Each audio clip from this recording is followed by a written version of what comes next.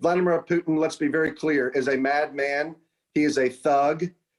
He is killing innocent human beings. He will not stop with his aggression in Ukraine. He will continue to rebuild the rest of the Soviet Union. On Texas Independence Day, state representatives stood in solidarity, admonishing what is happening in Ukraine. State Reps Tan Parker, Rafael Anchia, Angie Chin Button, and Cristina Morales announced proposed economic sanctions against Russia.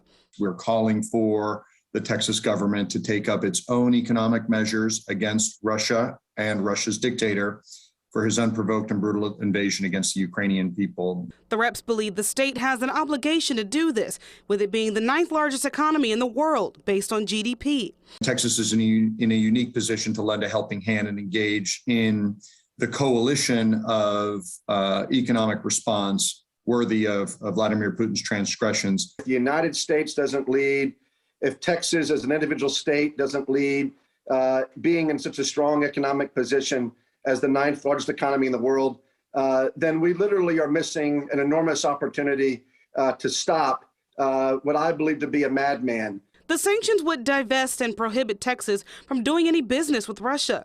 They'll also divest and stop contracts with Russian-owned companies and divest and stop contracts that supply the country with any military equipment.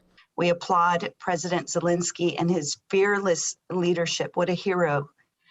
Our thoughts and prayers are also with those Russians who are protesting these evil acts of their own president.